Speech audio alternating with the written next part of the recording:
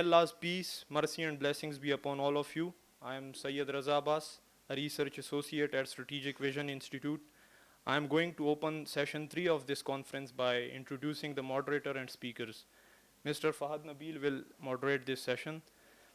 Mr. Fahad Nabil is a lecturer at the Department of International Relations, National Defense University. He teaches undergraduate courses on cybersecurity, intelligence studies, and mass communication. He has significant experience in examining South Asian geopolitical issues, cyber-related issues, and militancy trends. His research interests include the security dimension of the CPEC, privacy and data protection, cyber warfare, disinformation, and UN peacekeeping. The first speaker of this session is Mr. Abdul Muiz Khan. He is working as a research officer at the Center for International Strategic Studies, Islamabad. His work have been published on both national and international platforms. He regularly publishes his work at the Carnegie Endowment, Stimson Center, South China Morning Post, and The Diplomat. His areas of interest include cyber, artificial intelligence, non-nuclear strategic weapons, and South Asian strategic stability. The paper he will present today is titled Cyber Warfare and New Pathways of Escalation, Implications for Pakistan-India Rivalry. The second speaker of this session is Mr. Akash Shah. He joined Strategic Vision Institute as a research officer in April 2022. Mr. Akash regularly contributes news analysis on pertinent developments in the realm of security, military technology, and strategic affairs. The paper he will present today is titled Securitization of Space 2.0, Impact of India's Private Sector on Space and Regional Security. The third speaker of this session is Mr. Zohaib Altaf, a research officer at the Center for International Strategic Studies, Azad Jammu and Kashmir. He specializes in nuclear politics, strategies, and emerging technologies. He has contributed to various national and international publications, which include South Asian Voices, The Diplomat, and South China Morning Post. The paper he will present today is titled Indian Development of Quantum Technology, Redefining Deterrence Stability in South Asia. To proceed further, now I will hand over the session to Mr. Fahad Nabil. Please, sir. Thank you, Raza. And thank you, SVI, for arranging this conference. And the best thing about this session is it is led by a young moderator along with young presenters. So I will be giving my presentation at the end after your all presentation. So without any further delay, I would like to invite Mr. Abdul Muiz to come to the stage and present his paper.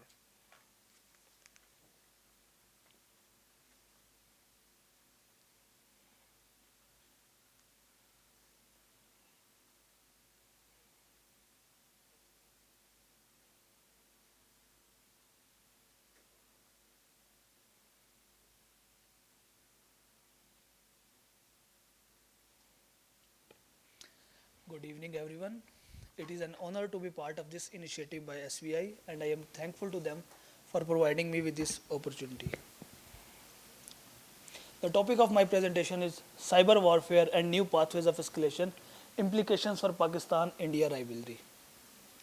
So, the importance of cyber can be understood by this recent statement of President Joe Biden, in which he said, if the United States ended up in a real shooting war with a major power, it would be because of a cyber breach of great consequence. Cyberspace is different from other domains of warfare and has its own complexities because of the diversity of factors involved, low cost of entry, anonymity, geographical ambiguity, and problem of attribution, making it far more difficult for states to compete in cyberspace. The question that is addressed by this research is how do cyber attacks increase the risks of escalation in modern warfare? Moving next, to understand the evolving importance of digital weapons in modern warfare, a sneak peek into few cyber attacks can be helpful. Stuxnet attack is a prime example of the devastating effect a malicious code or malware can inflict on the adversary. Israel and the United States, through a malware, attacked the motors of the centrifuges of Iranian NAND's facility. Without getting detected, Stuxnet was able to damage 20% of the centrifuges. The ability to install a cyber weapon in an air-gapped system and the subsequent results provide us a glimpse of the capabilities of these weapons. Moreover, WannaCry attack is an example of ransomware attack on UK's National Health Services, crippling their health infrastructure. Denial of services attacks on Estonia is another example of how internet access of a country to the outside world can be blocked by an adversary through cyber attacks. So there is a diversity of threat actors in cyber realm that can be criminals, non-state actors, terrorists, activists, thrill seekers, and nation states. Attacks in cyber domain can be categorized as cyber crimes, cyber terrorism, cyber espionage, and cyber war, depending on the actors and their objectives. Cyber warfare can be defined as the highest level and most complex type of cyber attack that is carried out against the national cyber interest of countries and will have the most severe consequences. And the cyber weapons that can be used are diverse and are in the form of denial of services attacks, ransomware attacks, malwares, zero-day exploits, and advanced persistent threats. Keeping in view of the time, these cannot be explained in detail. The focus more would be on escalation risks in the cyber range. Different scholars have viewed the concept of escalation through their own lens. Very simply, escalation is defined as an increase in the intensity or scope of conflict that crosses thresholds considered significant by one or more of the participants. The concept of escalation entered military lexicons during the early phases of Cold War when the risks of a nuclear war became acute. An increase in nature or intensity of a conflict can occur both qualitatively with the introduction of new type of weapons, quantitatively by increasing the scale of attack and forces in an area, or in scope by expanding theater of operations. Escalation has been further categorized as advertent or inadvertent. Advertent escalation, as you all must know, is when policymakers deliberately increase or decrease the level of violence in a controlled manner to force an adversary to capitulate. The notion of advertent escalation was based on the concept of rationality and was challenged by the idea that misperceptions or accidents can take conflicts out of bounds. Inadvertent escalation, on the other hand, or accidental escalation, is described by scholars as intentional actions that are unintentionally escalatory, usually because they cross a threshold that matters to the adversary but appears insignificant or is invisible to party that is taking the action. In domain of cyberspace, how can escalation take place? Scholars believe that it can either be horizontal or vertical. Horizontal escalation in cyberspace is an increase in the intensity or number of cyber attacks and is considered less serious because it remains within the cyber domain. However, vertical escalation is equated with cross-domain attacks, escalating the conflict from non-kinetic to physical or kinetic realm, and it is considered more dangerous. There are 4 different pathways towards escalation and de-escalation in the cyberspace depending on certain factors. These pathways are identified as pressure release, spark, pulling out the big guns, and escalation inversion. So I will now describe them in a little bit detail. The proponents of the pressure release pathway believe that cyber conflicts are not escalatory and their overall impact on the conflict is stabilizing. They believe that Cold War deterrence model for nuclear weapons are not applicable to behavior in cyber domain because of certain issues like diverse set of cyber actors, problem of attribution, limits of credibility, and signaling mechanisms, and impossibility of demonstrating cyber capabilities for retaliation purposes. Their argument is that according to the empirical studies of the cyber attacks that have taken place so far, the responses to attacks in cyber domain are limited and are often only in the domain of are often only tit for tat kind. Instead of being escalatory, cyber attacks have a tendency to de-escalate a crisis by acting as a pressure release valve. They believe that competition in cyberspace is equivalent to one in military domain, and cyber operations provide states with non-kinetic options to act in crises instead of using force. Some scholars contend that cyber operations offer great powers escalatory off-ramps and signaling mechanisms and can shape an adversary's behavior without engaging military force and risking escalation. For example, in 2019, after Iran attacked oil tankers and downed a US drone in Persian Gulf, President Trump called off strike because that can cause almost 150 casualties. Instead, he allowed cyber attacks on Iran, anticipating that it would not escalate the crisis.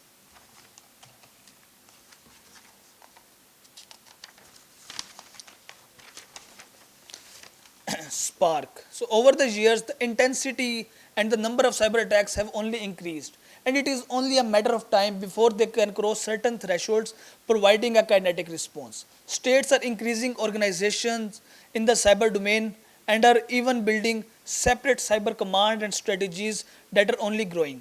The US, for example, cyber command had at least 6,200 personnel on operational duties. The US has even formed 3 cyber brigades. namely Cyber Protection Brigade, 91st Cyber Brigade, and US Army Reserve Cyber Protection Brigade.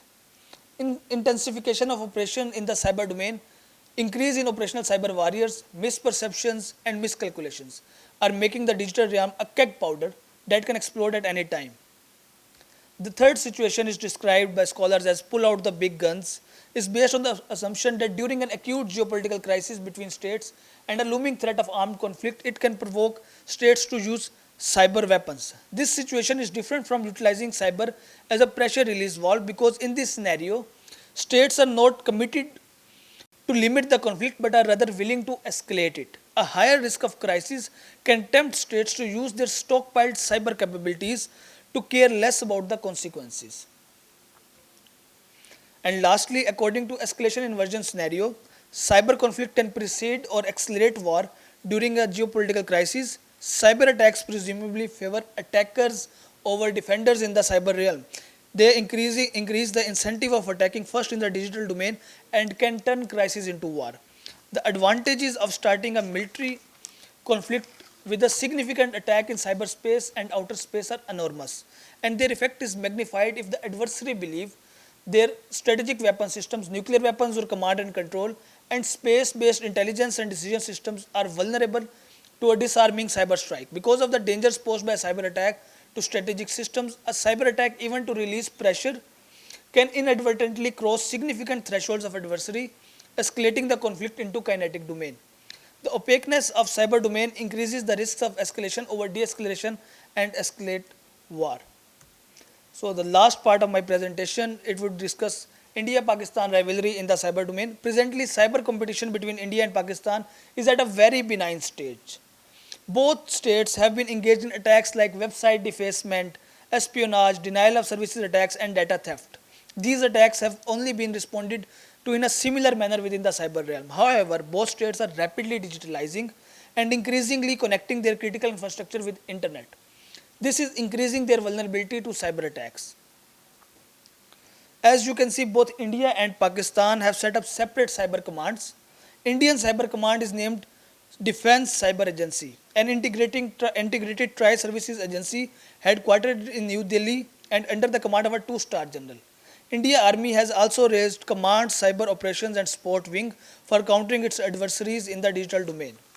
On the other hand, Pakistan has also formed its Army Cyber Command with two main components, Army Cyber Division and Army Center of Emerging Technologies. The Chief of Army Staff during his visit to Army Cyber Command in 2022 said the newly raised Cyber Command shall progressively be linked to tri-services level and will form part of national cyber initiatives to have synergy at a national level. Pakistan has also formed CENTEC under the NESCOM to provide cybersecurity to its strategic forces. So increased digitalization of nuclear command and control systems and other dual use capabilities are making them vulnerable to cyber attacks. Dual use C4I systems that are distant from theaters of warfare or are space based can also be attacked through digital weapons. These attacks might not be intended to have strategic implications, but because of their dual use capabilities, they can inadvertently have strategic implications, forcing the other state to retaliate. During a conventional conflict, these assets can be attacked to disrupt the conventional forces of the adversary. However, these communication systems are also key node in nuclear weapons early command and control structures, posing serious risk of inadvertent escalation. Now, on the scenario of India-Pakistan, digital attacks on C4I system for the purposes of conventional warfighting goals can also be interpreted as an attack on nuclear assets. These kinds of attacks can prove to be highly escalatory, especially in an environment where both states have a first-use nuclear doctrine. Moreover, in an environment where India is moving towards a counter-force doctrine, any attack on early warning systems and command and control structures, even conventional, can be interpreted as a precursor to a larger disarming strike. The increasing entanglement of command and control structures and their digitalization have thus increased the vulnerabilities of these systems to cyber attacks that can be a precursor of both advertent and inadvertent escalation. Moreover, between India and Pakistan, the possibility of cross-domain attack is increasing because of the increasingly blurred lines of warfare. Cyber competition between the two states can either escalate or act as a pressure release valve depending on the crisis situation. So far, the cyber capabilities of both states are rudimentary and have only been involved in tit-for-tat responses. In a futuristic scenario, cyber attacks can provide a cushion for both states to manage their rivalry and use them as a pressure release tool. They can provide both states with new means to coerce the adversary without crossing significant thresholds and manage their conflict without crossing into kinetic domain. However, in the absence of any norms of behavior and risk reduction measures in cyberspace, cyber attacks can instead act as a means of escalation. The escalatory nature of cyber competition cannot be dismissed and should be given due consideration by scholars and policymakers in both states. It is important for both states to develop some kind of norms of behavior and meaningful thresholds to avoid any inadvertent escalation. In short, defense is the best defense in cyberspace, and despite its difficulties and temptations for offensive cyber capabilities, it is imperative for both states to increase their cybersecurity measures. Thank you.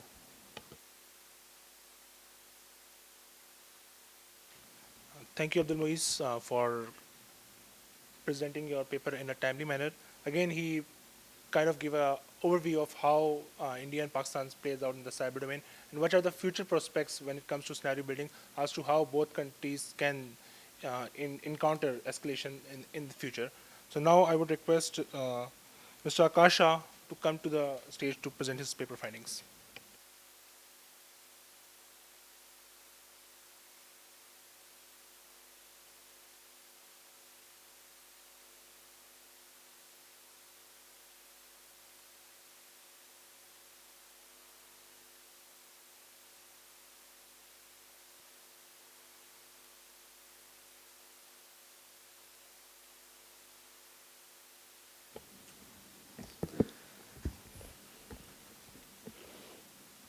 Good afternoon, everyone.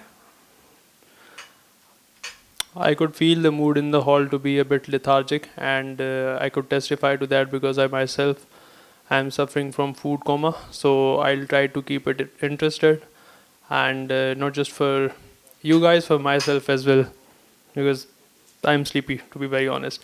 So the topic of my presentation today is securitization of Space 2.0, impact of India's private sector on space and regional security. Uh, in the recent history, we saw the impact of private sector, the private companies, what they had on the Russia-Ukraine war. As we know that Russia has an extensive array of space-based assets, but the Ukrainians practically had nothing in comparison. So they had to be complemented by the private firms of the United States as a policy design of the state of the United States of America itself. So we saw that the private satellites, the private assets in space, they not only complemented, but in many ways enhanced the security paradigm of the Ukrainians. And they were able to resist off the Russians, and they have continued to do so. There are other factors involved as well, but this is one of the significant factors that they had the support of the American private space assets, the space companies like SpaceX and Maxar. So the states are cognizant of its potential, the potential of the Space 2.0, or the new space as it is called, as evident through enacted policies and regulation to ensure smooth access for the private sector, recognizing their contribution to the economy and to the national space power as well.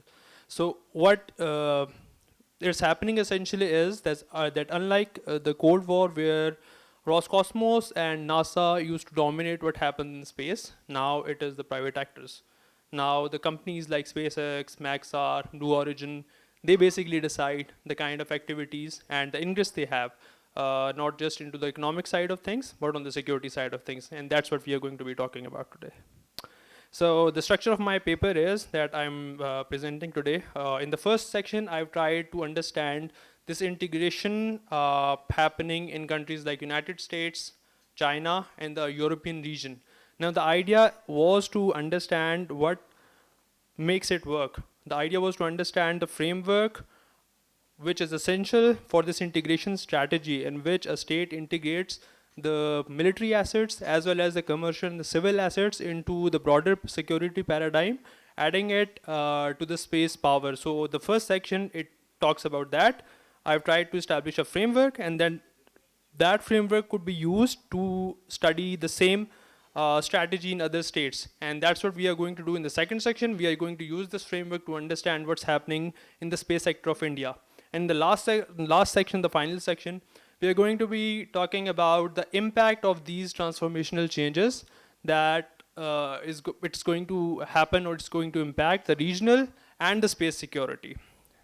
So we're going to go through quickly because it's very descriptive. And if you guys are interested, somewhere down the future, my paper will be published. So if you're interested, you can read in detail about what's happening in the United States, Europe, and China. But I'm going to quickly go through it. So the private sector has always been a part of the United States space program, right, since the very beginning. But the extent to which it was involved was not very extensive. It used to manufacture subsystems, parts for the NASA.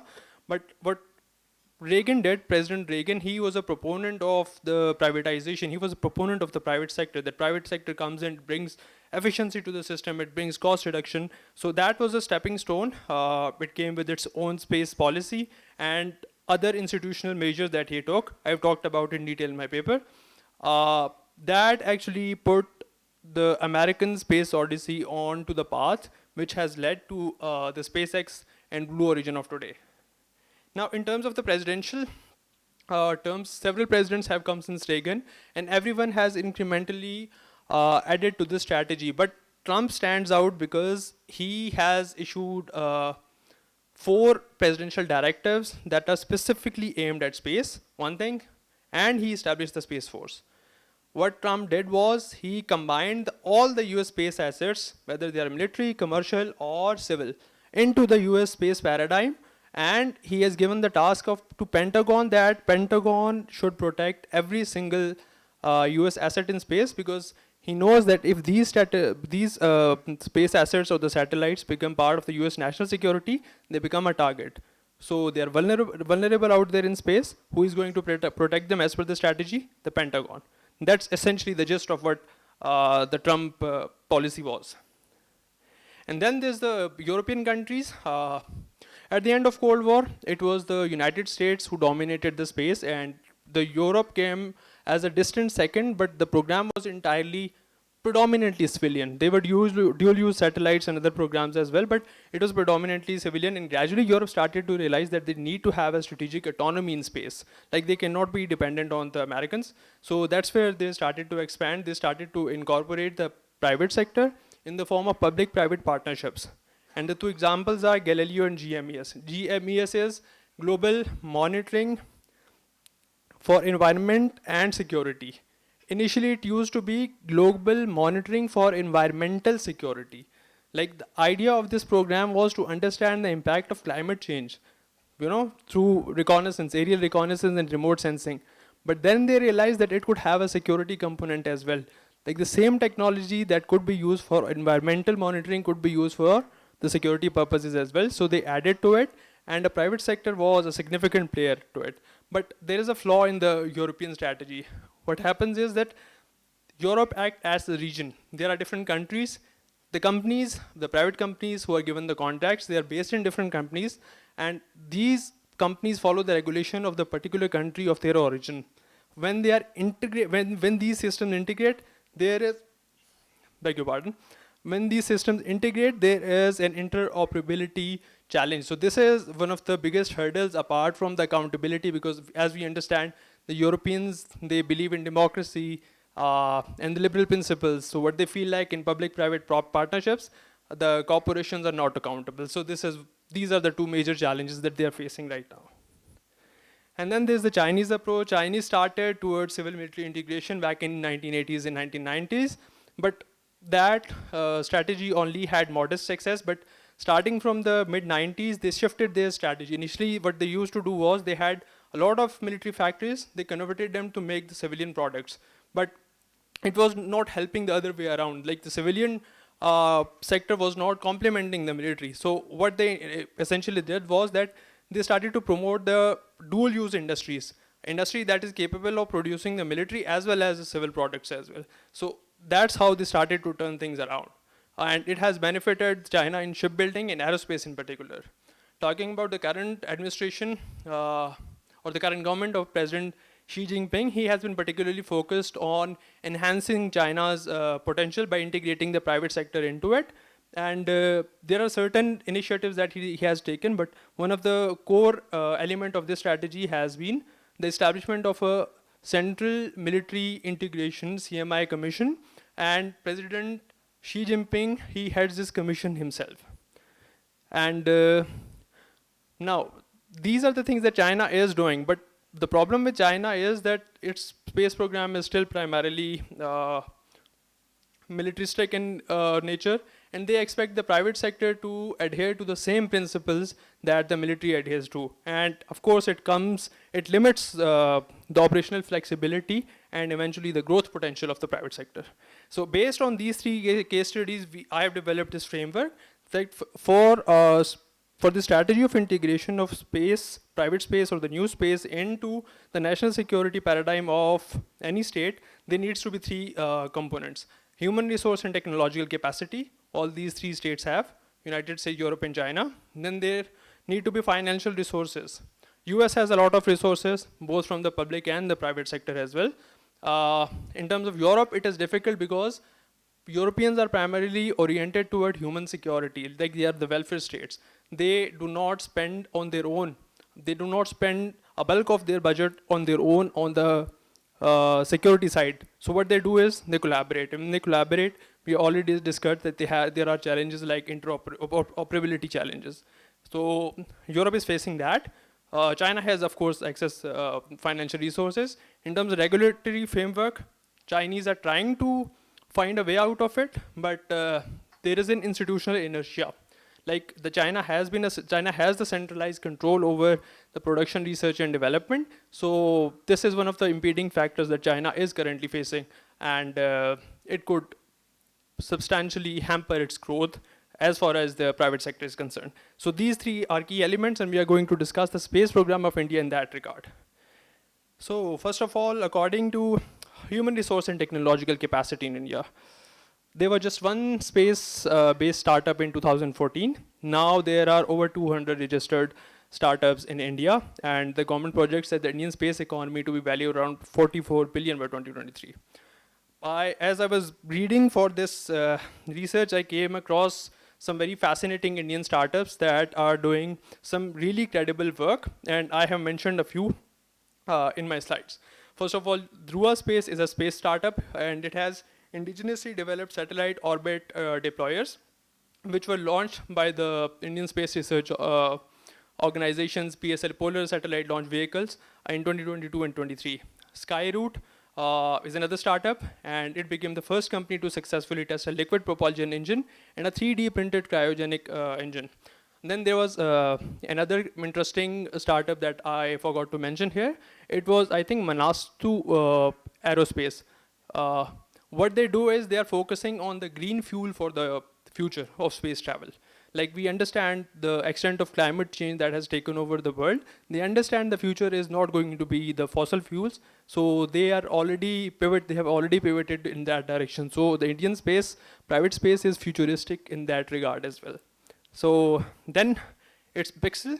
Pixel is a Bangalore-based startup, and it bagged a contract from National Reconnaissance Office, and it's a US National Security Agency, a part of Department of Defense, and they bagged the contract to supply the hyperspectral images of the Earth that they are going to be taken from the satellites manufactured by Pixel itself.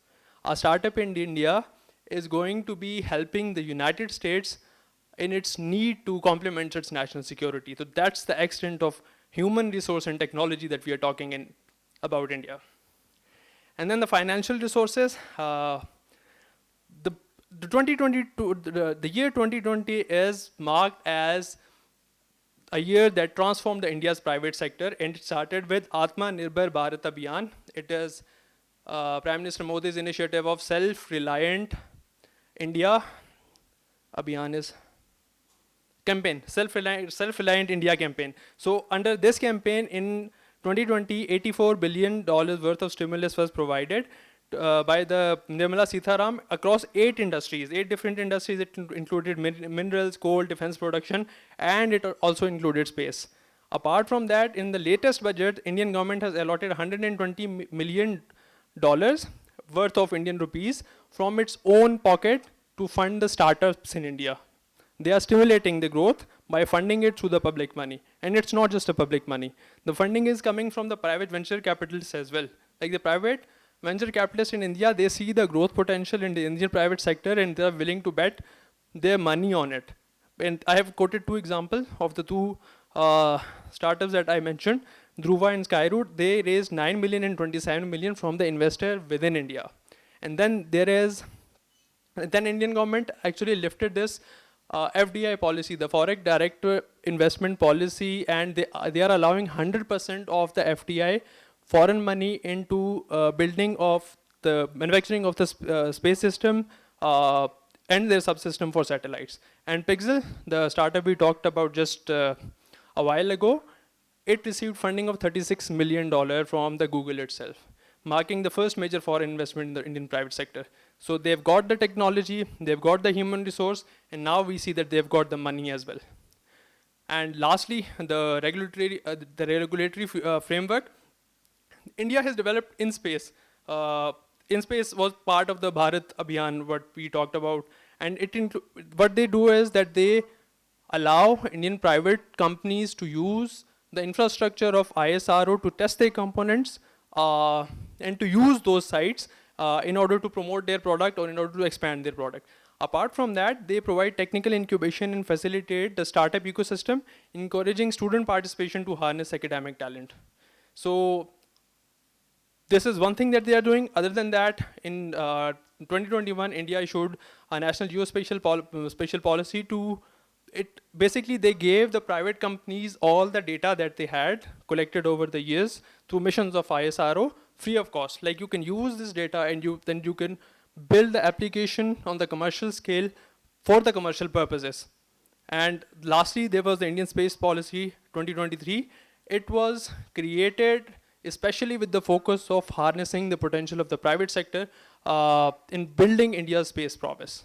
So all the three components, they exist. Like we are talking about the regulatory framework, we are talking about the financial resources, and we are talking about the human resources and the capacity. The last part of my presentation is how these developments are going to impact the regional and space security. Okay, so far India has not yet indicated that it's going to integrate all of the private potential into its space prowess. That is understandable. Because as promising as it is, India's potential is still in the nascent stage. Like it needs to develop. Startups are startups. They need to develop into corporations before India could go on and announce something like this. But it is bound to happen. It is bound to happen sooner or later. But that does not mean that the private sector is not already helping out the Indian national security needs. Recently, just a couple of months back, Tata Advanced Systems, they built and launched a spy satellite for the Indian Army entirely on their own. And then what it does is that it creates a force of satellites. It creates a space force that is going to complement India's ground forces and India's defenses and offensive capabilities. As we know that India has fought wars with China and Pakistan, but China is not vulnerable to India's space buildup because China's space buildup is substantially more than India, and they have a deterrent in the form of an ASAT as well. China has tested an ASAT, direct ascent ASAT weapon, but it is concerning for Pakistan for two reasons. One, our space program is very limited. We have 8 satellites in orbit, out of which 2 are nanosatellites, so basically they are nothing. And the second point is that India is huge. In order to have the surveillance of the entire territory, we need a big constellation of satellites, which we do not have. So there is a lack of mutual vulnerability. Our territory, our strategic sites, our movement is basically under India's reconnaissance surveillance all the time, but it's not the other way around. And India's force posture, as it is characterized by the operationalization of the supersonic cruise missile BrahMos and a significant focus on the anti-ballistic missile, suggests a gradual build-up potential for a first strike against Pakistan. So I have another paper that talks about these intention India's first strike temptations against Pakistan, because they feel that they are in a strategic disadvantage. They had a disadvantage, but then Pakistan tested its nuclear weapons, and since then they have been trying to figure out how to regain that. So India is planning to build a constellation of 80 satellites. They announced it a few years back. And ISRO, mind you, ISRO is fully capable of doing it on its own. But the problem is that it's going to take decades. What the growth in the Indian private sector is going to do is significantly shrink the time it's going to take to build this constellation.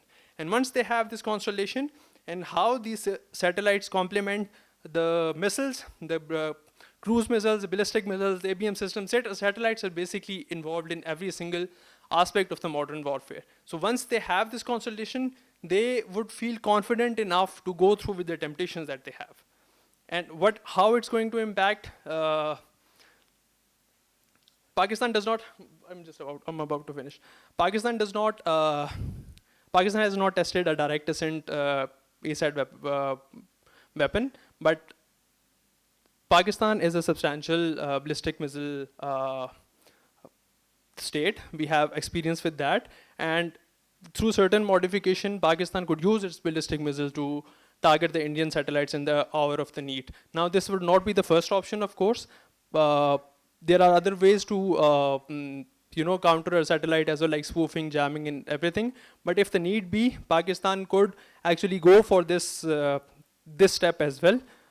Pakistan would not test it because one thing that it creates a lot of orbital debris, which is dangerous for every single satellite in the orbit. And secondly, international pressure is going to be huge.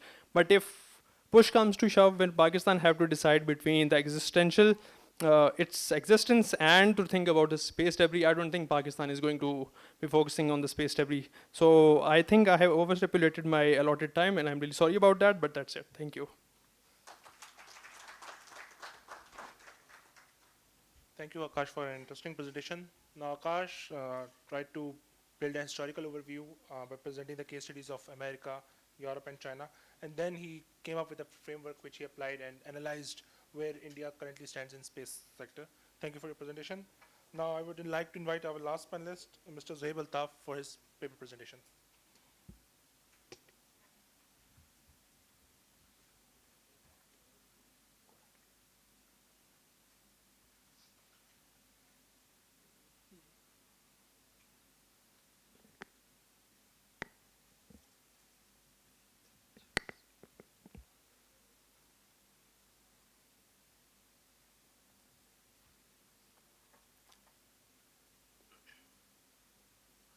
Okay, thank you so much for the opportunity, and thank you so much for a whole SVI team for arranging this conference. So my topic is Indian development of quantum technology, redefining deterrent stability in South Asia. So first of all, I know that like this is going to be agenda of my presentation, and I hope that it's not loading. Okay, so this is because before going to talk about the development of quantum technology, so I want to ask the audience that what is their knowledge of quantum technology, because quantum technology is relatively new. So very few people know about even quantum mechanics, and there are the concepts which are very fundamental for my presentation, like superimposition. So how many of you know about the superimposition? Please raise your hands. How many of you know about the quantum entanglement? So, okay, so this is the presentation, and I'm the last presenter, and you have to answer this concept, you have to listen this quantum mechanics presentation. So I'm really sorry for that, but you have to bear with me. I traveled 4 hours for this presentation. I worked really hard on it.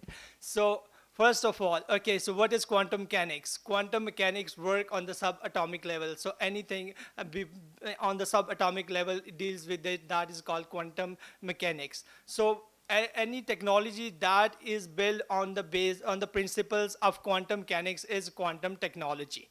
So in quantum technology, there are different technologies like quantum sensors, quantum communication, quantum computers. So in quantum computers, there are 2 fundamental concepts. One is quantum entanglement. So quantum entanglement is a very interesting concept that it says that a particle can coexist simultaneously at two places. So and if you are going to change the property of one particle, then it is going to impact the particle properties of other particle, no matter if it is in the parallel universe or even if at the end of the universe, its properties are going to be changed. So even if I am here right now and there is a parallel Zoheb in cis AJK, so if you are going to slap me, the Zoheb in cis AJK is going to feel that slap. So this is called quantum entanglement. Then we have the superimposition. What is superimposition? In the classical computers, you have 0 and 1. So in the superimposition in quantum computers, what you do, take the example of a coin. When you toss a coin, so what happened? It is 1 or 0. But in quantum computers, it won't be 1 or 0. Queen will be spinning. So it will be simultaneously 1, 0. And because of that property, you are able to transfer large amount of data because you are not limited to 0 and 1. So that is the superimposition property. So my presentation is going to be the introduction. Then I'm not going to talk about that. Okay, so quantum technology. So that is the basically definition. I have told you about this definition. And what is the significance of my paper? So it is going to revolutionize the national security, every aspect of national security, not only deterrence, but even from intelligence to every aspect of your national security. Context, my paper is a context of the South Asia. There are two nuclear armed states, Pakistan and India. India is developing quantum technology, so how it is going to impact the deterrence stability. So focus, as I talked about, it is on the India's national quantum mission and also the national innovation framework it is developing. So my conceptual framework was force multiplier. Its definition I used was increased combat potential and mission success. Anything that increases the combat potential and mission success. Then what were the main principles I used and assumptions? It enhances the capability. So a technology is a force multiplier. If it enhances your capability, then it provides you technological superiority, operational flexibility, and have a psychological impact. Then how it is relevant to my paper. So I am going to talk about the quantum technology. When it is integrated with AI, space, and missile technology, it is going to be a force multiplier. So first of all, I am going to talk about India's national quantum mission. So for over the period of 8 years, India is going to spend $730 million. So if we are talking about India, how much India is spending, so we have to see that in the context that how much world is spending right now. So our friend, China is leading right now. Like this is a good news for us as well. Like China is spending $15 billion. It is the #1 spender in the quantum technology. After the China, European Union is spending $7.5 billion. And after that, this is a very interesting, the US is spending $1.5 billion. And why the US is not spending as much as China? Because US is competing with everything in China. Because US is not directly spending money, its startups are coming, they are trying to bring the private sectors into it. So when we are talking about India's quantum, what were the goals of it? Intermediate scale quantum computers. So one is that goal of India's national quantum mission. So how many of you know about that? What are the types of quantum computers? So India is planning to intermediate scale quantum computers. So there are two, before that there are two rudimentary quantum computers. One is called quantum simulators. Quantum simulators are basically designed for resolving the problem in a field, like in a chemistry, in a physics, you will have the quantum simulators, and you will, to resolve that problem, you will have quantum simulators. Then you have quantum annealers. They are basically the computers. You are designing them for the specific task. Now, India is developing #3, intermediate scale quantum computers. These are basically, there are so many challenges with this development of these computers as well, because there can be, during the transmission of data, there can be different challenges. So after that, there are universal quantum computers that can compute on the universal, and that can be used for the general problems.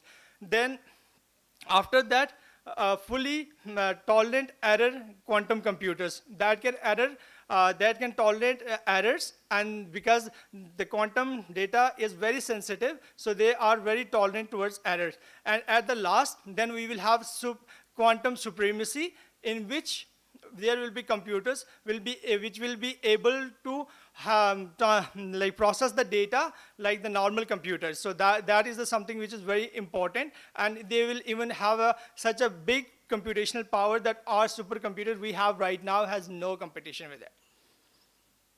So these are the one, like we talked about it because my goal is like really hard because I have to explain the things and also give the background. Then India is also developing the secure communication.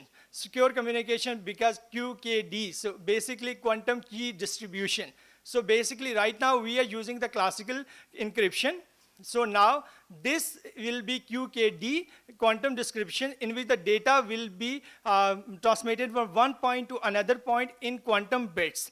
And it's really hard, I will talk about later, okay? So multi-node quantum networks. What does multi-node quantum networks? So if there is a quantum computer, let's say this is a quantum device. So this will be one node, and India is trying to develop multi-node quantum networks, which will be connected to each other. Then it is developing quantum sensing. That is something really important. Okay, so with the quantum computers, there are military initiatives that India started, establishing research and thematic hubs.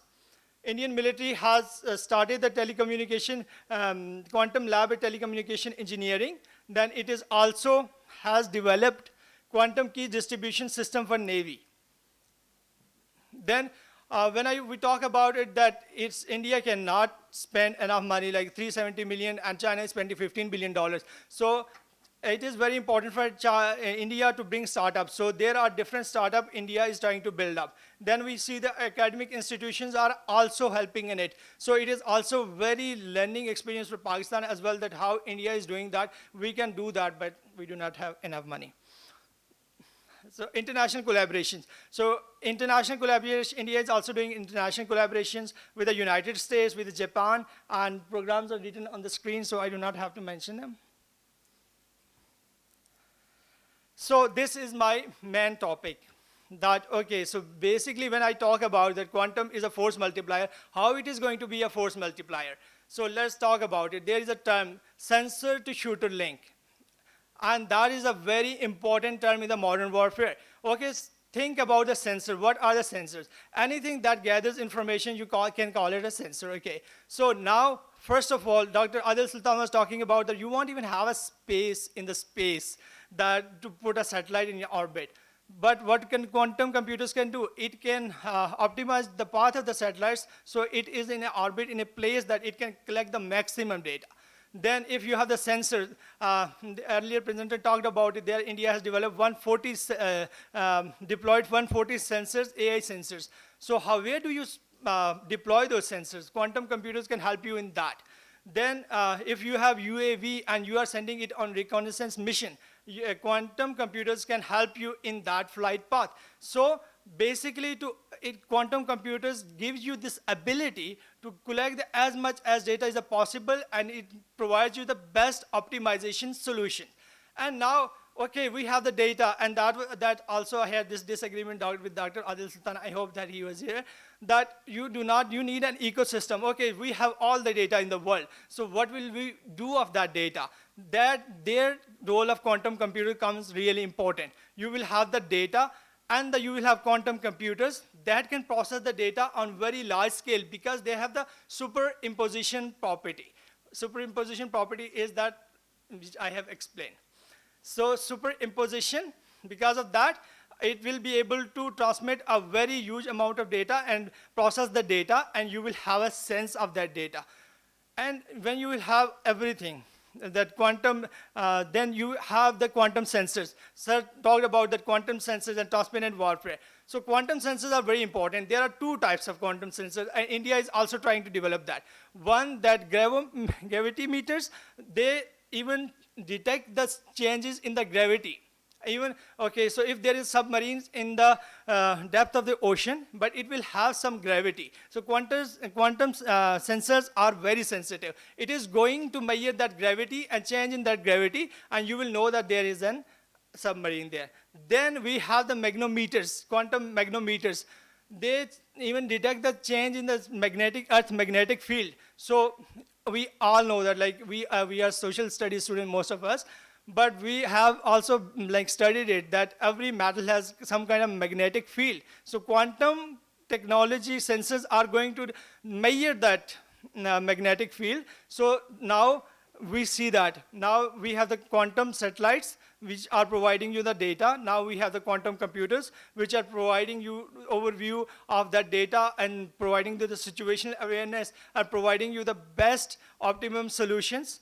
So now it's not just depth of the oceans have become transparent, it's the battlefield has become transparent. So now comes the shooter part. That okay, so I talked about it that quantum is going to enhance the precision of precision missiles. So precision missiles are already precision missiles. So what quantum computers are going to do that? What quantum compute technology is going to help there? So like, for example, Agni-P has probable error of 10 meters. So it is also very accurate right now. So where does the quantum technology helps?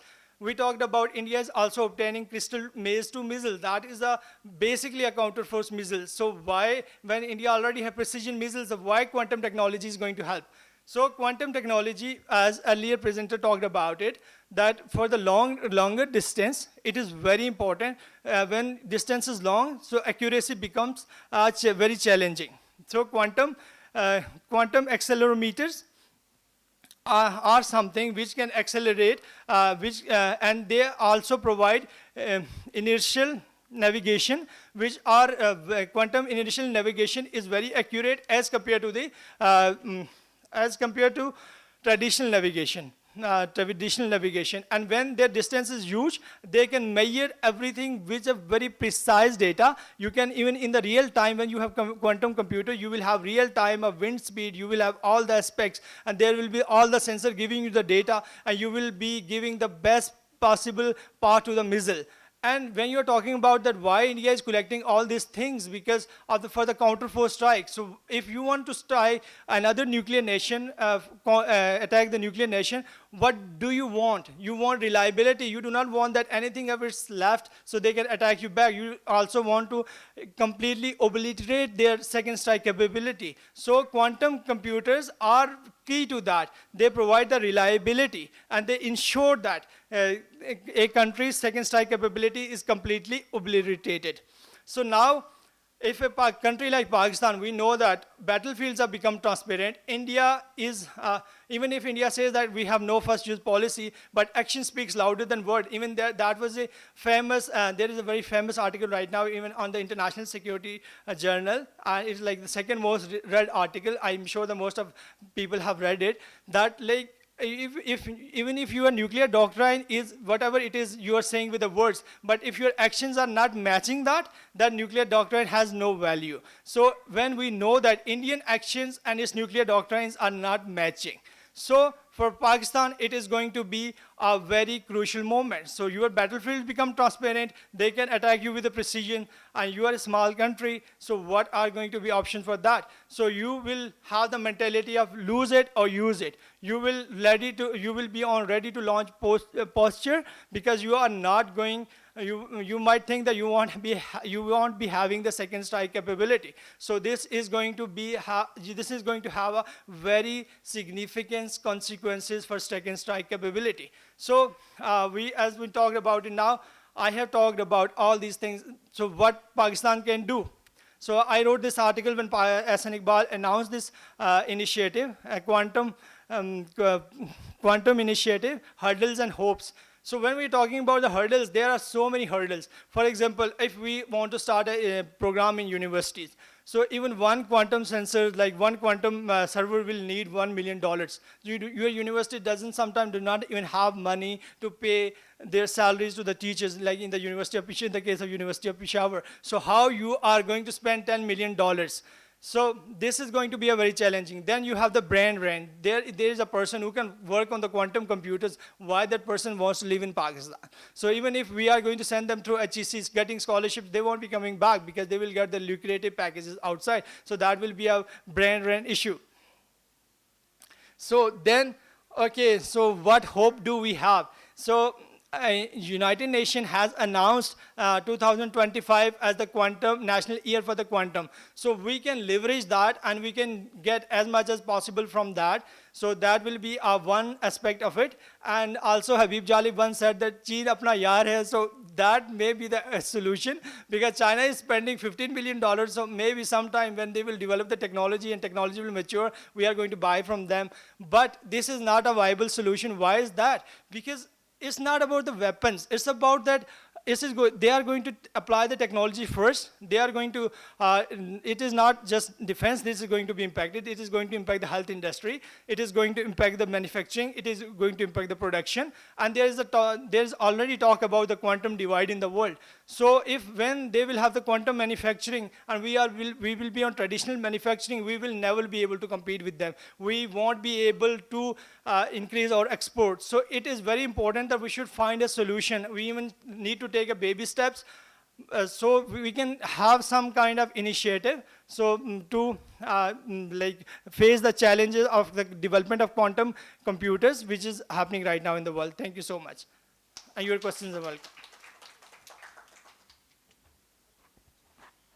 Thank you, Zoeb, for breaking down the quantum computing related concepts in a layperson's term for all of us, and for examining how India has been able to evolve its quantum computing initiatives and how it has implications for data stability.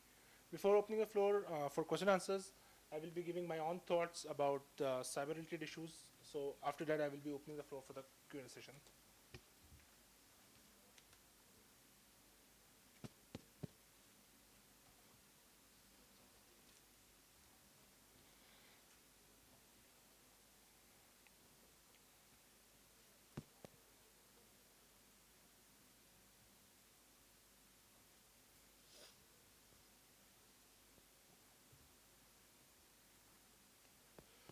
So the topic on which I would like to speak is virtual warfare and how it has several implications for Pakistan. I will be restricting my presentation to specifically focus on cyber warfare and where Pakistan currently stands, and on AI-driven disinformation campaigns.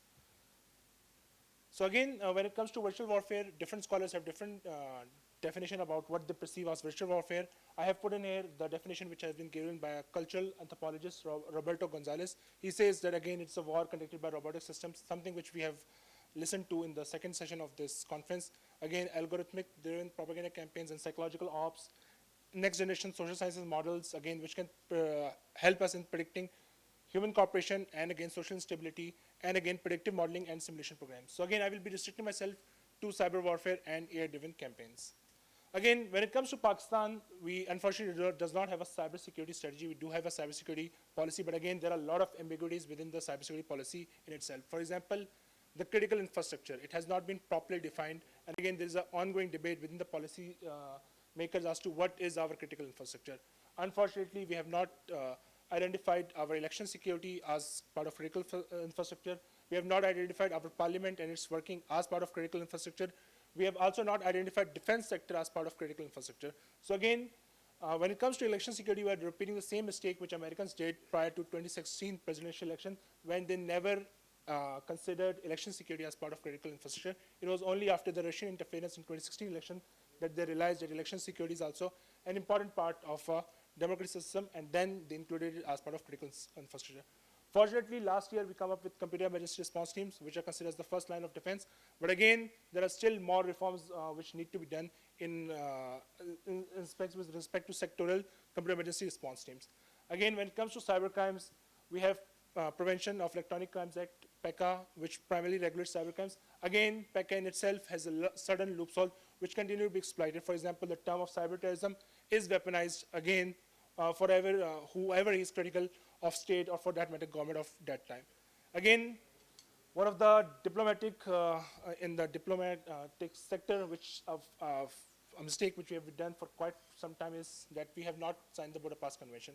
Now, one of the reasons what is given by the state officials as to why we have not signed Budapest Convention, which is the only global cybercrime treaty, is that because we have to do intelligence sharing with the signatory members. And again, because of the fact that there are certain countries in that convention, again, with which Pakistan is not comfortable to share intelligence. So again, Pakistan has not been a part of this Budapest Convention. And again, हमारे मुल्क में एक बहुत popular बयानिया है कि when it comes to social media, तो again क्योंकि बहुत से सोशल मीडिया प्लेटफॉर्म्स के रीजनल ऑफिस इंडिया में होते हैं तो somehow इंडिया उसको बहुत ज़्यादा इन्फ्लुएंस करता है. Again, there is a partial truth to such thing, but again, what we does not talk about openly and mostly is that when we need data about cyber criminals or cyber crimes, we need to come up with MLATs, mutual legal assistance treaties. Unfortunately, in this past so many years, Pakistan has able to enter in MLATs with only 4 countries: Kazakhstan, Sri Lanka, Uzbekistan, and China. हमने आज तक खुद अपनी weakness रखी है कि America के साथ MLATs नहीं की. इंडिया ने MLAT इंडिया के अमेरिका के साथ की भी है. उनको कोई भी डाटा चाहिए होता है when it comes to cyber crimes or cyber criminals, 72 hours is the maximum time they get the data. But for us, हम request भेजते हैं, it takes 6, 7, or 8 months for that reason. Again, data protection law is something which we have unfortunately not come up. Since 2005, there have been 6 drafts which have been come up with respect to data protection. And again, there has been no, as of the latest update on the data protection is that the Ministry of IT is finalizing the data protection bill. And just to give you an example as to how much the state is willing to protect our personal data, the 2018 data protection bill was part of my MPhil thesis, which I discussed, which I stated. And to your all surprise, 67%, 2018 का जो bill था, 67% of it was copy pasted from Malaysia's draft bill. Again, सिर्फ एक जगह पे गलती हो गई थी कि रिंगेट जो मलेशियन करेंसी उसको रुपए से रिप्लेस करना भूल गए थे. बाकी पूरा अच्छा खासा कॉपी पेस्ट उन्होंने चीज़ कर ली थी. Again, because of the fact we do not have a data protection law, हमारी जो commercial companies को जो नुकसान होता है कि आप यूरोपियंस का डाटा हमारे यहाँ पे जो AI startups हैं, बाकी जो startups हैं, which are working on next generation technologies, वो उस डाटा के थ्रू चीज़ों को आगे काम उन पे नहीं कर सकती, वो आपको डाटा वहाँ से नहीं मिलता. Because GDPR, which is the data protection regulation, which regulates the EU region, it demands that if you want our data, citizens' data, then you have to make the same legal safeguards which we have ensured in our region. Again, Pakistan, unfortunately, when it comes to cyber diplomacy, has largely been absent. We have made some participation, but largely we have remained absent. Again, it is our own weakness for that matter. Again, when it comes to our armed forces or intelligence agencies, each one of us work unilaterally. There is no, for example, cohesion when it comes to cyber matters. And again, we lack budgetary allocations. In the last 15 years, we have not even spent 0.1% of our national budget on IT-related sector. This is, if we are talking all day about the importance of these technologies to warfare and strategy, but unfortunately in the past 15 years, we have not even allocated 0.1% of our national budget on IT-related matters.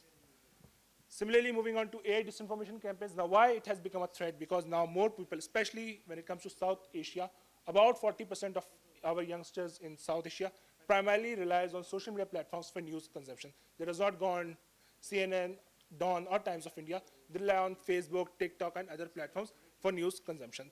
And again, because of the fact that, again, people are generally losing trust, and it's a global trend. It's not only South Asia or Pakistan-specific trend. It's a global trend where people are losing trust in traditional media institutions. CPEC case study is a good case study. Again, a lot of disinformation propaganda which you listen about CPEC is primarily because the government at that time, for the first 2 years, never published openly about CPEC data. And again, a lot of controversies which we continue to listen about CPEC primarily originates from that specific time period. Confirmation bias is something which we all suffer from every day when it comes to consuming news. Again, amplification of disinformation has primarily become very easy with the advent of generative AI tools. Again, primarily each one of us can now come up with a news website and start posting content on that. There are now around 700 to 800 websites which primarily copy-paste news stories from mainstream media platforms and post them on their content farms websites. Again, the challenges which we face right now is, again, as I've told, that PECA is primarily not being used as it should be used, for example, for regulating cybercrimes. And unfortunately, PECA primarily covers around 6 to 7 main crimes. Just to give you an example, FBI lists at least 31 cybercrimes, which it considers cybercrimes. But unfortunately, in Pakistan, we have primarily when we talk about cybercrime, it is only about 6 to 7 common cybercrimes. And again, AI disinformation campaigns have been successful in all those countries, including Pakistan, where we have existing fault lines. If you have existing fault lines, they will be used for spreading disinformation. Another thing which we have not often talked about, again, at a government level, is India's hack for hire industry. It has now become a popular industry where people from all around the world hire Indian hackers for, again, subversive activities. And this is something which we unfortunately have failed to highlight at international forums. Similarly, this disinformation ecosystem, thanks to EU Disinfo Lab, which was somehow investigating Russian disinformation, but come up on the Indian disinformation. But again, as a government or state, we have not been highlighting this as a proper way. Again, there is a proliferation of self-declared OSINT accounts, which again try to come up with this idea that they have some information based on satellite imagery or some other tools, and again, they try to legitimize themselves. Again, when it comes to OSINT or open source intelligence, you always have to rely on those platforms, those individuals, which have a rigorous methodology to their information collection. Again, there is a lack of clarity when it comes to critical infrastructure. Again, there have been a lot of discussion about what is critical infrastructure. Again, you talk to any policymaker, he will come up with his own definition of critical infrastructure. Again, realizing all these challenges, it is important that 100% of public servants shall gain awareness and knowledge on personal data protection AI by 2025. Again, this is something which is the part of draft national AI policy of Pakistan. But again, unfortunately, it does not like that this goal we achieve in the near future. Again, as I've said earlier, Pakistan has failed to effectively utilize and embed cyber diplomacy as part of its foreign policy agenda. And again, digital literacy is something which we lag behind seriously. And again, one of the reasons why we became victims to disinformation. So again, in order to protect at individual level, like how we all can protect ourselves at individual levels, we have to follow fact checkers. There are now so many fact checkers within Pakistan and in our region as well, which continue to fact check different viral news stories. And again, there is this apply crap test by University of Sydney, which says that if you come upon a website which is suspicious, which is not mainstream, you have to check how frequently it is updated, who are the authors, again, what are their authority to write on different matters. Again, when it comes to deepfake images, again, deepfake images and deepfake videos, again, but there exist certain tools by which, after a cumbersome effort, you are able to reach to this conclusion that this is a product of deepfake technology. Lastly, again, the recommendations, again, Pakistan need to have a separate division within MOFA to deal with, again, emerging and disruptive technology, something which India have come up with recently, and other countries. There are now several countries in the world which have cyber attaches appointed in their diplomatic missions all around the world. Again, government should support universities and think tanks to work on emerging and disruptive technologies and the aspect of security. Again, MOFA should form a consortium of researchers. And again, we have a lot of researchers today who presented some excellent presentation. Again, MOFA can start from here as well. Again, it is important to come up with a strategy which should have a core idea. We talk about geoeconomics, but it's important to highlight the economic aspects of cybersecurity, which can help us leapfrog from a developing country to developed country, impart digital literacy skill right from the school level, again, so that people does not become susceptible to disinformation for that matter. And when it comes to cyber confidence building measures, we have nuclear CBMs for that matter with India. What I personally feel, in order to start cyber CBMs with India, although the environment right now is not conducive for them, for future sakes, again, Pakistan and India both need to sign the Budapest Convention. So again, that could be a starting point. Pakistan, for that matter, has been significantly taken a lead by agreeing to the 11 norms, cyberspace norms, which one of the norms says that your soil should not be used for cyber attacks against other country. India has still not agreed to these norms. So again, this can be a starting point for cyber CBM for both countries. And when it comes to, lastly, building the cyber law enforcement capacity, it is important to provide training and education, and again, developing the capacity building of law enforcement agencies. Thank you.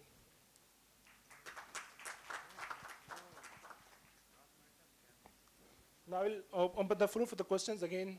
So whoever want to ask the question can state his name and direct the question to whoever he or she might want to ask.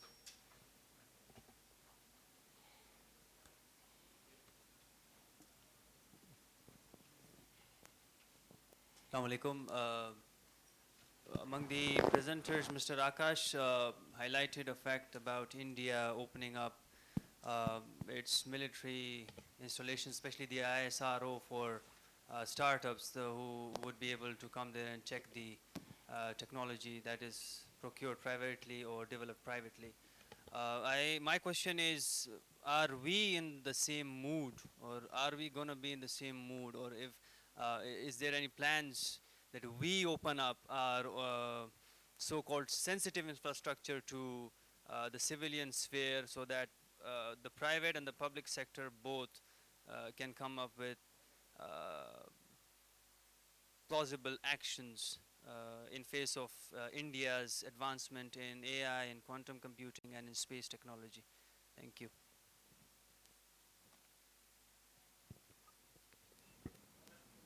Okay. Okay. So the question is that are we going to follow the footsteps of ISRO when they have allowed this private space to utilize the infrastructure they have? In terms of theory, yes, we have because the latest space policy that Pakistan's SPARCO has issued has actually talked about letting the private sector in, especially when it comes to space. But as I was referring to the framework, which is essential for the private sector to bloom in order to complement a state's space power, you need human resource, you need technological capacity, technological base, you need financial resources. In terms of regulations, in terms of policy, yes, a lot of policies are there on paper. But what about the other three important factors? So even if they decide to do that, even if the SPARCO decides to open up its existing infrastructure, there's an interesting thing. You might have read about iCube Qamar, the recently launched. It was a nano satellite that IST sent for. The satellite was manufactured here at IST, and it was sent to China for the testing, environment testing, because the environment in space is very different to Pakistan. So in terms of structural capacity, even SPARCO is not at par with ISRO. So it's a long journey ahead, and if I were to put it simply, I would just quote Mirza Ghalib, who said that कहाँ मैं खाने का दरवाज़ा गालिब और कहाँ wise, पर इतना जानते थे कल वो जाता था कि हम निकले, हज़ारों ख्वाहिशें ऐसी कि हर ख्वाहिश पे दम निकले, बहुत निकले मेरे अरमा लेकिन फिर भी कम निकले. Thank you. Any questions?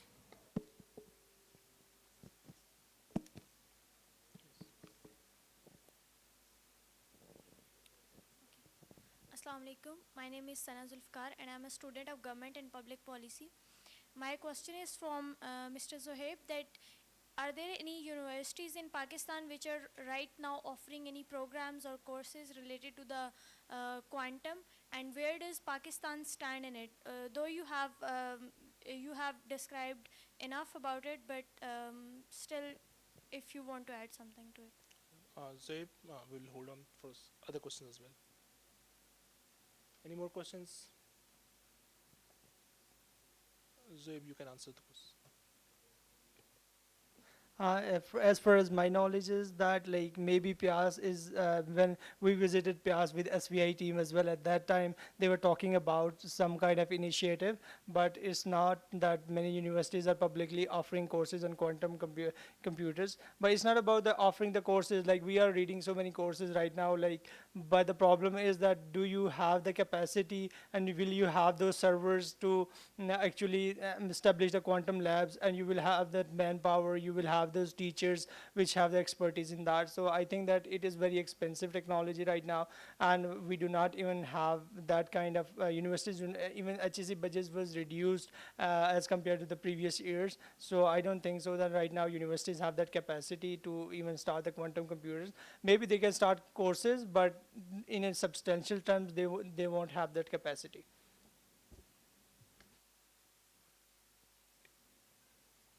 Muiz, we have an online question from Adila Ahmed. She asked, what are the key conditions necessary for India and Pakistan to establish cyber norms? Well, the first key condition is to talk.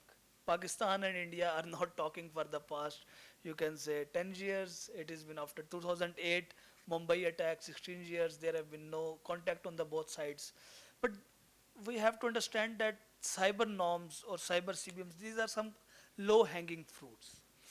This is something where both states can talk, where they can sit together, they can understand that there are certain mutual vulnerabilities. The problem of attribution, the problem of anonymity in cyberspace, it makes the non-state actors or third-party actors to exploit that gap between India and Pakistan. So it is very important that both states they can form some kind of committees, some kind of technical expertise level setup that can coordinate, that can come up with some kind of you can say uh, that can cover some kind of joint cell teams that in case of a cyber attack they can jointly investigate that whether the origin was from the other state or was some third state actor, third party actor was trying to exploit the situation. Moreover, in the longer term there can be different cyber norms, like we can have cyber hotlines between the Ministry of Interior in Pakistan and in India, so that they can discuss on this. We can have critical infrastructure centers. We do not even have a common definition of critical infrastructure. At the starting point, we can even have a common definition of critical infrastructure. We can define together that these are certain critical infrastructures that are out of bounds, so that in future, if there is going to be cyber attacks, there can be the chances of inadvertent escalation can be reduced. So there is a lot of potential for cyber norms between India and Pakistan. There are very small steps that could be taken at the very basic level, but first we need to start talking on something. Akash, we have another question from Adila for you. In fact, there are three questions. First is what are the drawbacks of India's cyber strategy in your opinion? The second question is which political technology may Pakistan acquire to enhance its space capability? And lastly, which successful foreign corporations should Pakistan seek to collaborate in order to bolster its space program? Okay, I guess the first question is about cyber, so it might have been directed to Moise because No, that it is directed towards you. cyber. No, Indian space strategy. Okay, Indian space strategy.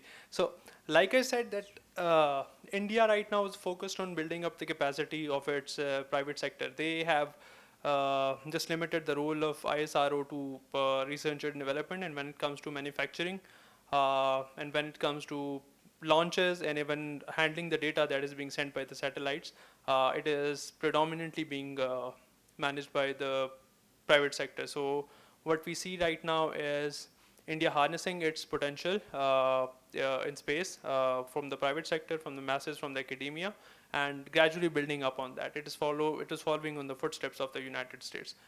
So what was the second question? Second and third question? Which particular technology will Pakistan acquire to enhance its space capabilities? And third question? Third question is which successful foreign collaborations which Pakistan can seek? Okay. In terms of any particular technology, there is not a magic wand. The space in itself is a combination of a lot of different technologies, people from different backgrounds, mathematics, physics, and materials engineers and everything. They come together and form a comprehensive and extensive space program. There is no single magic wand or single technology that Pakistan could have. I fail to understand that Pakistan is one of the leading nations in terms of the ballistic missile program. We have the propulsion engineering, we have the propulsion science, we understand the dynamics. If nothing else, at least what we could have done is could have developed the satellite launch vehicles like India is doing. For example, just last year, India earned 300 million euros just by launching the satellites of the European countries. We could have done at least that. So there's no single particular technology that Pakistan could acquire in order to boost its space program. It has to be across the board, across different fields, and different expertise and different domains of manufacturing needs to be incorporated. And as far as the cooperation goes, Pakistan is part of Asia Pacific Space Cooperation Network. It is a Chinese-led consortium of states in which China not only builds up the capacity of the partnering countries, but even it funds to a certain extent the space projects. For instance, the recent the nanosatellite that Pakistan sent, the iCube Qamar, it was basically an initiative of the Asia Pacific Space Cooperation Organization in which China facilitated. So NASA is not going to help you out. European Space Agency is not going to help you out. So if you're asking me how Pakistan could build upon this collaboration, it is to enhance the skill set of the people who are the part of Spark, who are the part of this space program, by integrating them with the Chinese Space Agency. That's how you are going to learn. And again, to what extent is that going to boost our space program? My guess is as good as yours, because there are so many things that we do not know about, and there are so many variables at play that it is difficult to make uh, a precise prediction or guess about it. But APSO is the forum that Pakistan needs to further be adherent to and be a part of. So that's my answer to it. Thank you. Any more questions? Yes.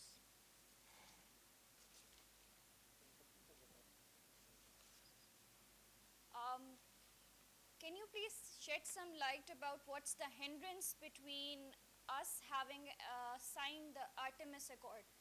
If there is any hindrance from their side, can you please explain that as well? And if there is something from Pakistan's side, I would like your insights about that, please. Artemis Accord in general is not, you see, it's non-binding. First of all, it's just an accord, a regulation that the countries have come up and they've decided that we are going to adhere by it. It is initiated by NASA. We do not have the collaboration, the kind of collaboration that India has with NASA, with other countries have NASA, because our space program is strategic in nature. They see us with skepticism, I might say, and there is a lot of sharing when you come in collaboration with USA. This is the reason we are not having this cyber agreements with the United States, because we are reluctant on sharing the data. So there is a trust deficit, in my opinion. So that is the biggest reason, and I don't think there has been any serious efforts on part of the United States to even woo Pakistan, and they are not really, in my opinion, they're not really interested if Pakistan joins or not, because they see us in the Chinese camp already. So again, we are part of the China's moon missions. We have to choose one. We have already chosen China. We cannot choose Artemis. Both these programs are in contention to each other, and Artemis has a security component as well. You see, they are going to establish the safety zone on moon. They are to be patrolled by the countries who are part of the Artemis in order to deter the Chinese and Russians from intervening in their areas of interest. So we are not going to be a part of any initiative that is anti-China. So that is my understanding. Thank you. Any more questions? I guess that was the last question. Actually, I have a question from you, sir. You talked about that since India has an agreement with the United States, so this is the reason that whenever they need help when it comes to cyber crimes and anything, their request is processed in 72 hours. Is that the reason why that the companies like Twitter or X, as it is now called, they are more compliant to Indian requests than Pakistan? Because there is a collateral damage of what's happening right now in Pakistan. Of course, the Twitter or the X could be used for the nefarious purpose as well, but I was just talking to my colleagues, and the kind of traction we are getting on our coverage of this conference on social media, especially Twitter, it is significantly down. Why? Because the people in Pakistan, they now have to use VPN. So we are the collateral damage of this policy. So is this because of the agreements that India has with US, that it is helping them out in sharing the data with the people who are promoting this anti-state narrative on Twitter? And is that going to help us as well? Is that the case that we are suffering from this? So Again, could you please? India has this MLAT with America, and again, these mutual legal assistance treaties are primarily, for example, if somebody does post something which incite sectarianism or hatred in a particular country. So again, you can request the American authorities that to ask the social media company to assist us in removing that content or identifying the perpetrator who's posting that content. Because we do not have this thing, so it takes up to 6 to 8 months at minimum to get that information. At that time, the account might it itself deactivate itself. But when it comes to India, again, maximum is the 72 hours in which they get the data about cyber criminals or about the cyber crimes. So again, this is the thing, if we are able to enter into an agreement with America on these things, then we'll be able to get some information about the cyber criminals or for that matter. But again, when it comes to the Twitter compliance, that is something else, because again, because of fact, since Elon Musk has taken over the X platform, again, they have come up with their own methods as to how they have to comply or not. because of fact India is a big market for X or other social media platform, they comply there more, and because of fact that they know they cannot afford to lose that market. Similarly, when it comes to European unions, the European unions have a very interesting regulatory framework. It is primarily driven by human rights for that matter. So again, they're able to regulate American firms which are not able to be regulated in that way in other markets. So again, these are some of the ways different countries are now trying to exert their digital sovereignty for that matter. I hope so.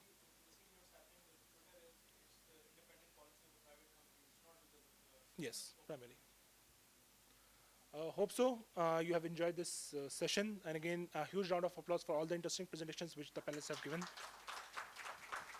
Thank you.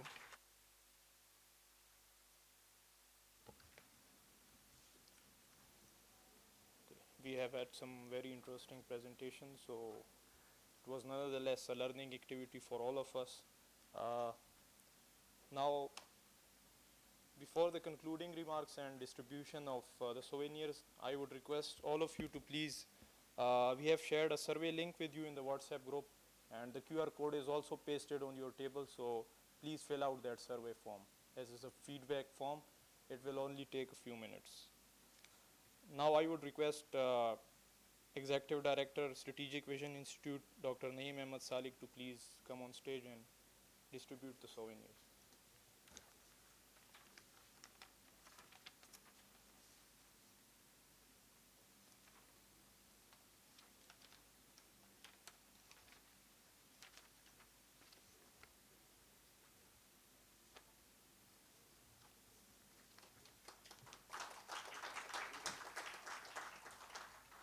Abdul Muiz.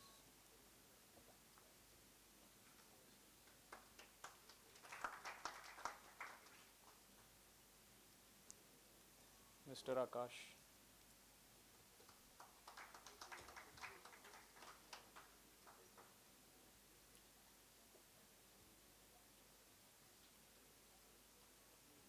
Mr. Zohaib Altaf.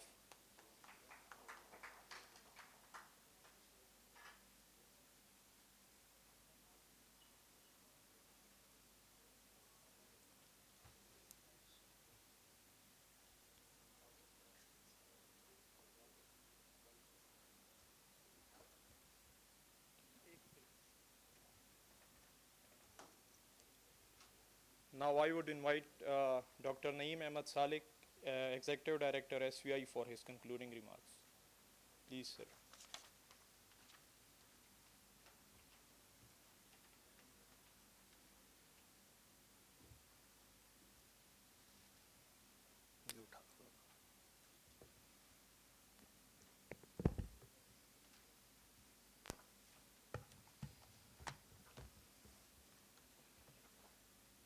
For a change, I also have written remarks today. Normally, I don't. But I think there were some very important things which were presented here since morning, and I just wanted to sum up. I know that you people are saturated with the information, but I want to make sure that once you leave this conference hall, you are not saturated, but you are oozing out with information and knowledge. I would once again like to thank everyone here for finding time to attend this conference for the whole long day. It was very technical, it was a bit difficult for some, but I think all in all it was very rich on information and understanding, and I always had a complaint that our social scientists are very weak on the technical side. But today I think I stand corrected that we have at least amongst the younger lot of social scientists who are tech savvy and who understand the technical issues very well. And that's a very positive sign.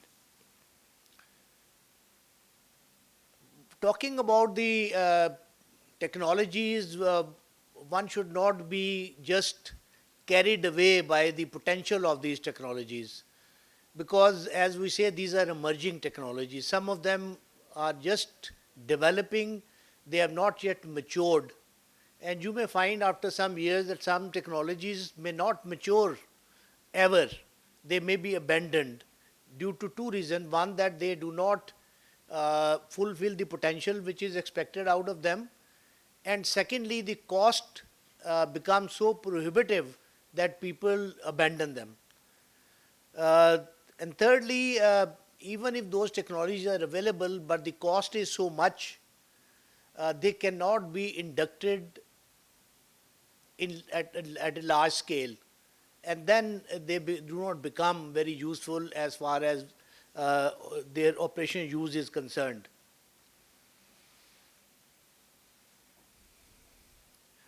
We talked about the hypersonic cruise missiles. We talked about hypersonic glide vehicles. We know that the ballistic missiles are all in the hypersonic range. The only new thing which has come up is the maneuverability and a specific flight profile in terms of glide vehicles. And in terms of cruise missiles, which mostly the top of the line systems like the American Tomahawk and others, they are subsonic. The only operational cruise missile is BrahMos, and now they are going for one step further into hypersonic cruise missile. The Russians have developed some hypersonic cruise missiles, but they also have a downside. One is that they have lesser payload capability. And the second is that because of the scramjet, the consumption of the fuel is very high. So the bulk of the carrier itself is filled up with the fuel, and there is less space for the payload. Although it is compensated to some extent because of the velocity with which it hits the target, that kinetic energy compensates for the smaller warhead. But as I was trying to point out, that there are always strengths and weaknesses, and we have to take a wholesome picture. We should not be carried away by the positives or the strengths of these systems. We know that the introduction of these technologies will compel some changes in the traditional thinking on deterrence, particularly in the domain of second strike capability. We knew that on ground, one of the ways of achieving survivability of our assets for second strike capability is to have mobile systems and keep moving them around so that their position cannot be pinpointed and they cannot be struck by the enemy systems.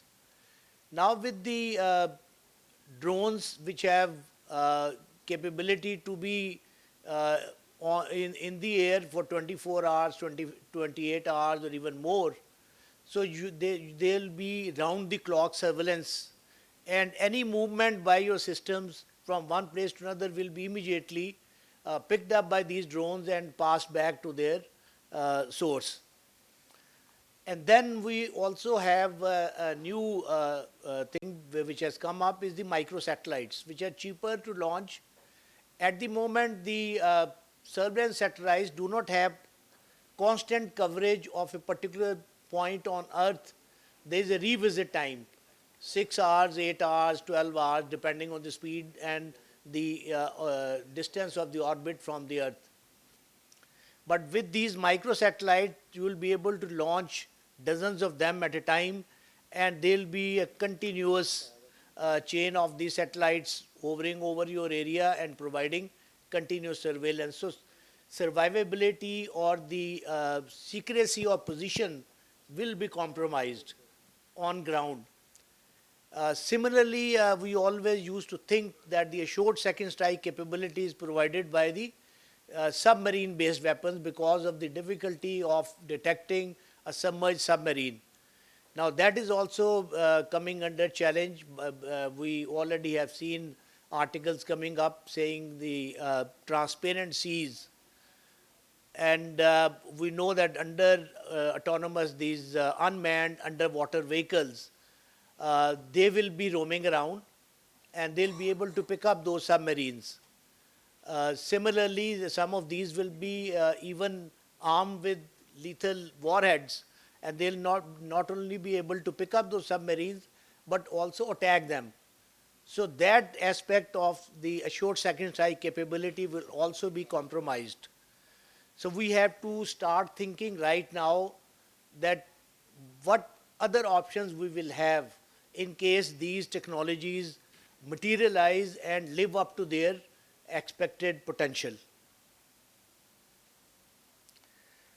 There is also a risk of incorporating AI in the command and control systems. In terms of intelligence, as I mentioned in the morning also, the volume of information or intelligence, raw intelligence coming is so high that it's humanly impossible to process that into useful information. But with the AI and the quantum computing, that is now possible. You can process that data in a very quick time. And it can also provide you response options.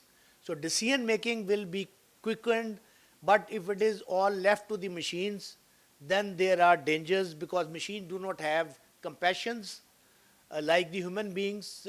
So they will just find a target and blast it off without thinking of the consequences. So that is a dangerous thing. The control should never be left to the machines. And I think there needs to be an international understanding that command and control system, especially of nuclear command and control, will not be left to the AI. There will always be a human on the loop. We also know that the cyber threat, the threats to not only to the our social life, the banking system, the other system, as it was mentioned earlier that a week or 2 weeks ago, there was this large breakdown around the world. It is also now a threat to the nuclear installations and nuclear command and control. Now one may say that cyber is not a physical thing, that it can go and hit a nuclear reactor and destroy it. But it does have physical effects. And it happens that if there is a cyber attack on the control system of a nuclear reactor and it disables it, the control of the fuel, these cooling pumps which pump water around the reactor to keep it cool, that will go off. And the heat generated as a result of that can lead to the melting of the core and also blowing up of the reactor. So although it's not a physical weapon, but it can have physical effects.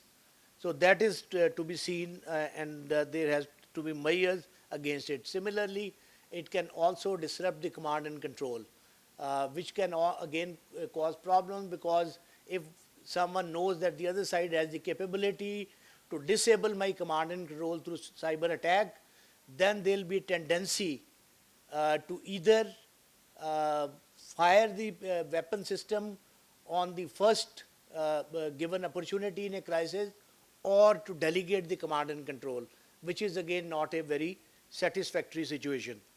So I think as and when there was this mention that India and Pakistan have not talked to each other for a long time, as and when the negotiations or the dialogue resumes, I think one of the CBMs to be negotiated, like the non-attack on each other's nuclear facilities, should be non-cyber attack on each other's nuclear command and control and nuclear facilities.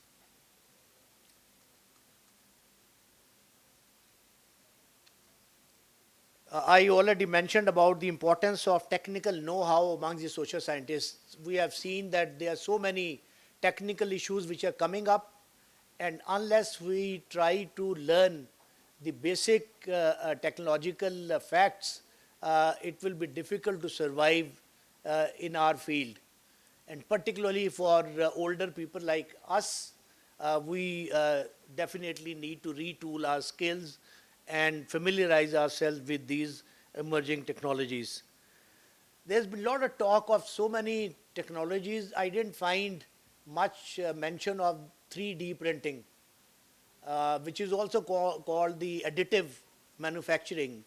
That's also another very important thing which has come up, and we know its potentialities.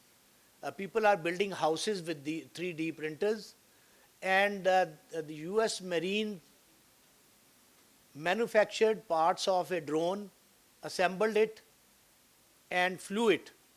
Now that was all done by 3D printer. And in fact, people are already talking of 4D printers. Those are also now becoming available. As far as small scale manufacturing is concerned, these provide a lot of advantages. But once you go for large scale manufacturing, traditional manufacturing will still have an edge. But this is an important area which needs to be looked into. There's been talk about China and collaboration with China and whether collaboration with US, anything. The point is that these are very sensitive technologies. People have spent hundreds of billions of dollars for years to develop these. Why would they share it with us without any reason? There are no free lunches in the world. So we should not expect that somebody will hand over complete or part of a system to us. It is not going to happen. These technologies are not going to be shared very easily. Secondly, we should also know that once somebody gives you this technology, the imported technology will always have backdoors, and they will be vulnerable to leakage of information because the manufacturer knows what all they have built into this. We may, as users, may not be knowing it. So then we have to accept that risk that our information will be vulnerable to leakage.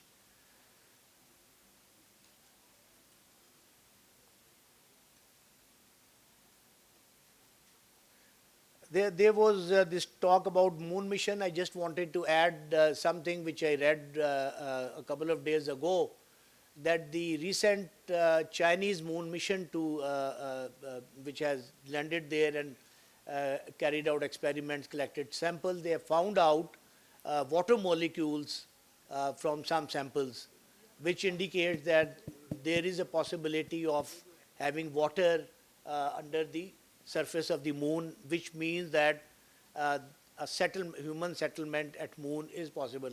So I think we need to caution the Barrier Town and other enterprises in Pakistan so that they can start thinking futuristically. There was also talk about that there have been negotiations going on for 10 years in CCW, and no agreement has been reached. The reason is that this kind of agreement, which puts some restrictions or imposes some regulations and rules on the development of these technologies, is not going to happen as long as only 3 or 4 countries have mastery over these technologies. Why would they accept any constraints once others cannot compete with them in any way? So they will only be willing to accept constraints when there is a large number of countries who will come into the field. So I think we should not expect any kind of rules, regulations constraining the development of these technologies until and unless it becomes widespread. So we have to live with this.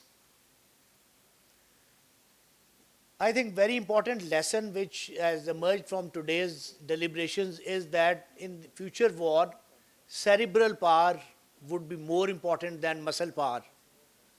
And that is the lesson we have to learn, because we still believe in muscle power and we say that we have a lot of manpower, they can do labor work, but around the world people do not need that manpower which can use the spade and shovels and everything. People need labor which is skilled, which is educated, which is tech savvy. Now for AI, we know that AI depends on the data sets. And one good thing is that uh, I see for the time being limited application of AI in the nuclear field, because in terms of nuclear war, there is no data set available. So the AI cannot work effectively in the nuclear field because of non-availability of basic data set. However, that also I think should make us aware that whatever we try to get from Chat GPT and others, they take it out from the data which is available to them. And that data is filled by the Indians, by the Americans, by the Europeans. We have no contribution to that. And that is where we need to work and also add to that data, deposit something there, so that if you seek something, some information, it does not always provide you a hostile narrative or hostile point of view, but should also reflect your point of view, and that can only happen if we contribute to that database. We know that there are these new alignments coming up. Quad, we know about AUKUS. Both these arrangements, they have built into it cooperation in the development of AI and all these advanced technologies. So we have to be aware that although they call these Quad particularly as a non-military arrangement, but it does have potential to cooperate in AI and other emerging technologies.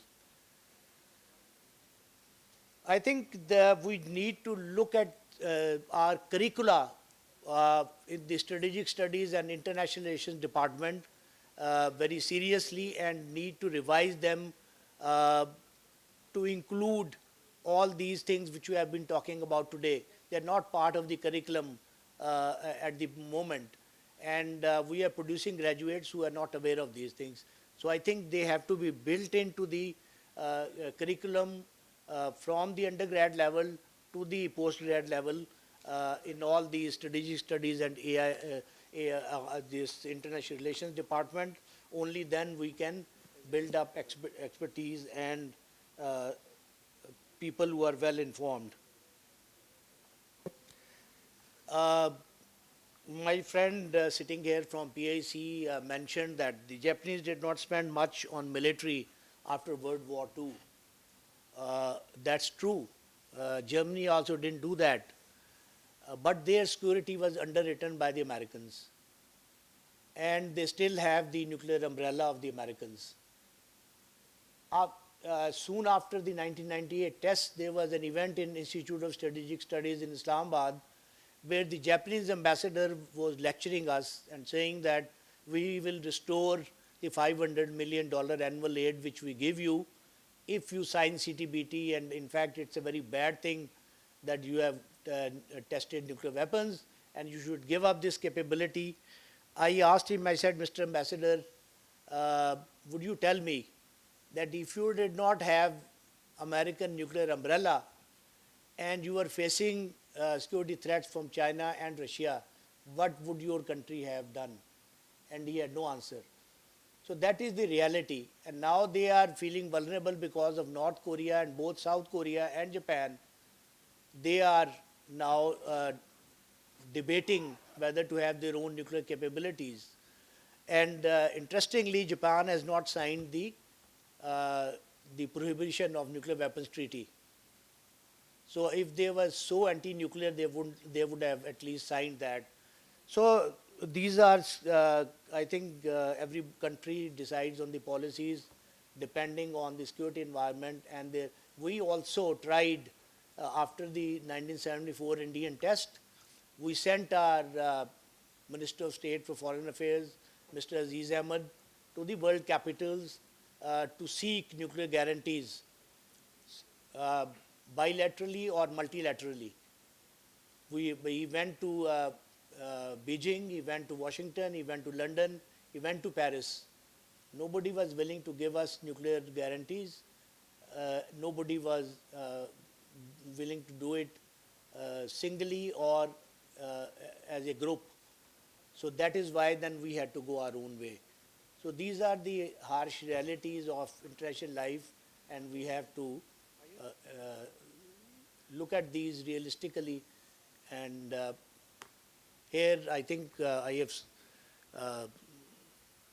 spoken enough and tested your patience at the end of the day. But again, once again, I would compliment the panelists who made, I think, excellent presentations. Especially, I was very impressed by some youngsters. One is sitting right here from BTTN.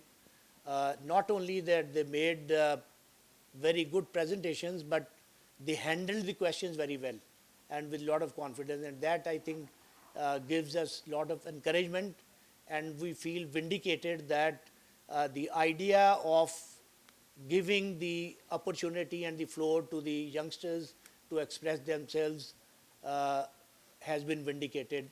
It was not a futile idea, and we go away with a lot of satisfaction from the outcome of this conference. And thank you very much again.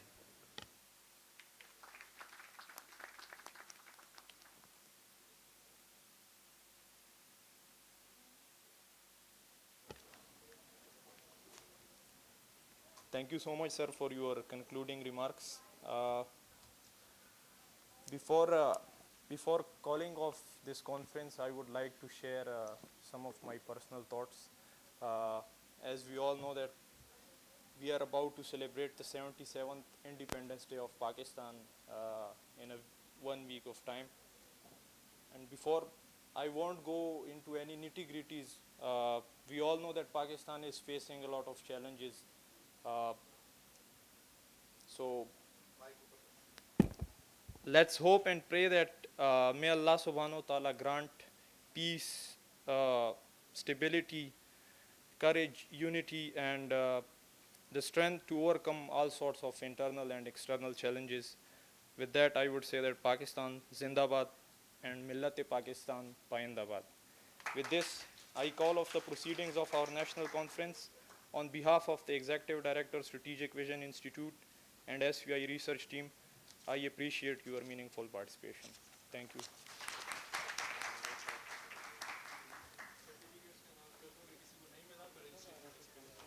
Those who have not received their certificates, please collect them from the registration desk. Tea has also been served.